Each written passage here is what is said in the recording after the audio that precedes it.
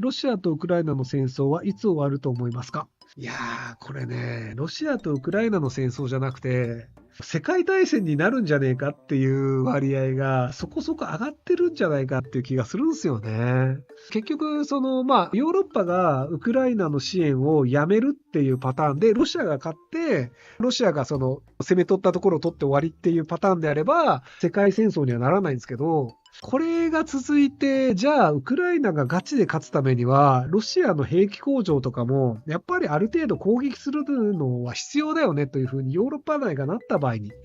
で、今、そのヨーロッパの戦闘機の提供してるんですけど、戦闘機の訓練というのを、ドイツだったらドイツだったり、ポーランドだったらポーランドだったり、フランスだったらフランスだったりっていう、外国にわざわざウクライナの兵隊を呼んで、そこで訓練して送り出すというのをやってるんですけど、そのうち、じゃあもうフランスの兵隊がそのままフランスの戦闘機乗って攻めに行った方がいいんじゃね？で、あくまで攻撃はしないけど支援だけだよみたいな形で、ヨーロッパの兵隊が支援で行くというのが、時間の問題で起こるんじゃないかなという気がしていて、で、そうなると、それって世界大戦と何が違うのってなるんですよ。で、そうすると、じゃあヨーロッパがやってるんだから、ロシアもポーランドの空軍基地を攻撃しますってなった時に、中国とかインドは、ロシアが言ってる言い分も正しいよねってなっちゃうんですよ。ロシアを攻撃している兵器がポーランドから飛んでいます。で、それを止めるためにポーランドを攻撃しました。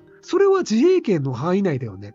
っていうのが、日本の今の集団的自衛権の自衛権の言い分だと、そうなっちゃうんですよ。自分の国を攻めてる国がありますと。であれば、その国攻めるのも自衛のうちだよね。ってなるんだったら、ロシアも自衛権を発動しただけだよねってなってしまうので、結果として、ロシアがポーランドを攻撃するし、ポーランドもロシアを攻撃するし、で、NATO が攻撃されたから、じゃあヨーロッパとしてもロシアを攻撃するよねっていう世界大戦になる可能性って結構低くないんじゃないかなっていう気が若干してるんですよね。なので、終わるとしたら、ロシアの攻め取った分をもうウクライナが諦めるっていう形で終わるんですけど、そうじゃないとすると、なんか、長期的世界大戦コースは結構あるんじゃねえかなっていう気がしてるんですよね。ロシアとウクライナの戦争が今後肥大化し、第三次世界大戦とか可能性はあると思いますか？可能性あると思います。日本、中国、アメリカ、ロシアとウクライナ付近のヨーロッパ各国も戦争に巻き込まれますか？ポーランドとかはもう基本ガチでウクライナ支援してるんですよね。なので、ウクライナに対してポーランドの空軍基地から飛行機を派遣したりっていうのをやってて、ある種ロシアがベラルーシを使ってウクライナを攻めてるように、ポーランドを使ってウクライナ攻めてるじゃんというのも言えるような状況ではあるんですよ。で、それに対してロシアがポーランドに対して攻撃を仕掛ける可能性というのもゼロではなくて、で、それやったらポーランドももちろん参戦しますと。っていうのがあって、ポーランド参戦ってなると、もう NATO 自体動かなきゃいけないよねっていうことになるので、結果としてヨーロッパ対ロシアっていう、もちろんアメリカもいるよっていう形になる可能性はあるので、ポーランドとかバルト三国って、ロシアと国境を面していて、めちゃめちゃ長い面積を面しているので、ウクライナがもしひどいことになったら、次はうちかもねっていう、やっぱり危機感があるんですよね。なので、ウクライナは是が非でも勝ってもらいたいと。っ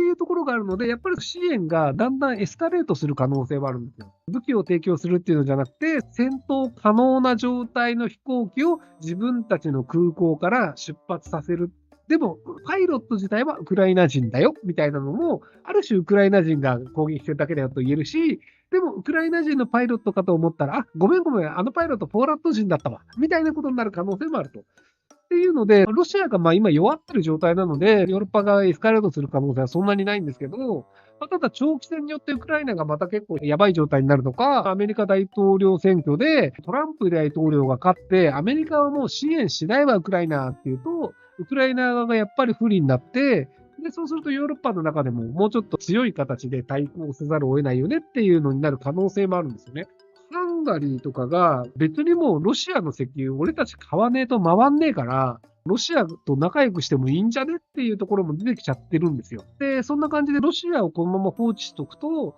ロシアがひどいことやっても、世界は助けないよねという図式になる可能性があって、で、そうなってしまうと、そもそもロシアと日本って国境を接してますよねっていうのがあったりして、ロシアが攻めてくるっていう可能性も多少上がるんですけど、ロシアのリスクよりも問題は、中国が台湾を攻めるというリスクなんですよね。常任理事国であるロシアがやらかしたとしても、国連としては、ロシアに対しての制裁というのを決めることができません。で、中国も常任理事国なので、中国が台湾に対してやらかしたとしても、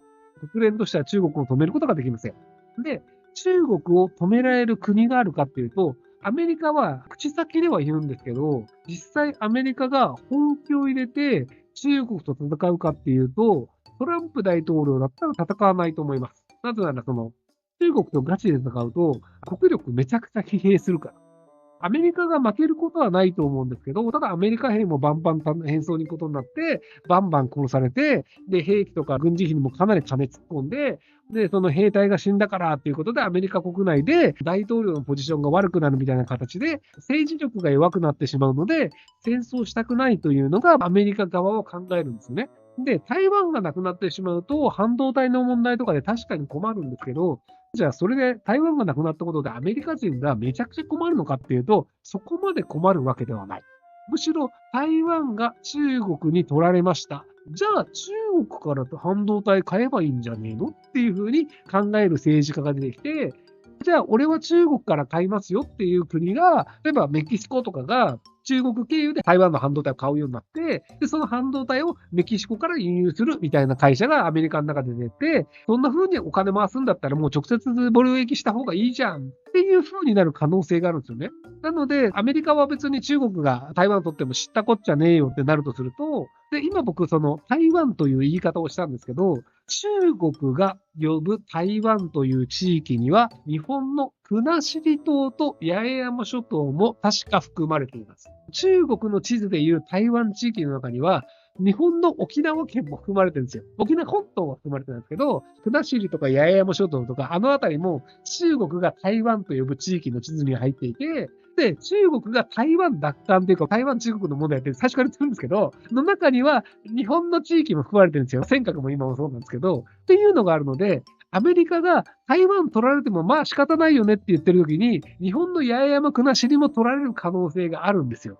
で、一応日米安保条約とかがあるので、国後が取られるってなったら、アメリカ軍も頑張ってくれるんじゃないのっていう希望的観測を持つ人もいるんですけど、日米安保って別に具体的に何するっていうのは決めてないんですよ。守りますよというのはなってるんですけど、例えばじゃあ、八重山諸島に中国軍がいきなり電撃侵攻っていうのになって占領されました。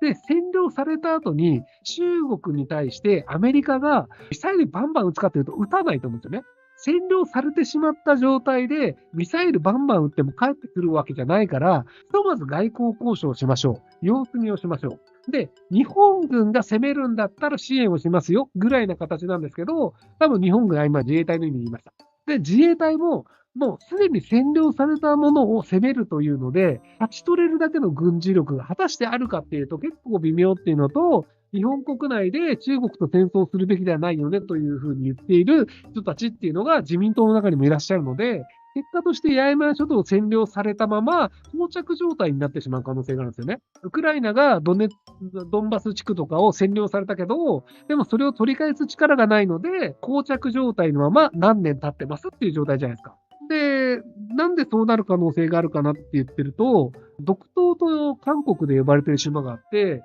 日本語では竹島って呼んでるんですけど、韓国からの実効支配が50年以上続いてるんですよね。で、韓国側からは竹島には自由に渡ることができます。でも日本人は独島竹島に渡ることはできません。日本人が渡ろうとすると、外務省に止められるんですよね、確か。っていうのがあって、要は実効支配が進んでしまって、で、日本は実効支配をした国というのを取り返すというのはできませんでした。で、やる能力は自民党にはありませんっていうのは、もう独党で証明されてるんですよ。竹島でね。っていうのもあるので、多分、八重山諸島を取られたとしても、あ、取られちゃったよね、遺憾に思いますって言うと思うんですよ。遺憾に思いますって言い続けて、ずっとそのまま膠着して、30年とか50年とか経って、日本の政府は、あれは日本の固有の領土ですって言い続けて、実効支配され続けるっていうことになるんじゃないかなと思います。っていうのがあったらアメリカも本気出さないでしょ。ご視聴ありがとうございます。今回の動画はこちらからの切り抜きになります。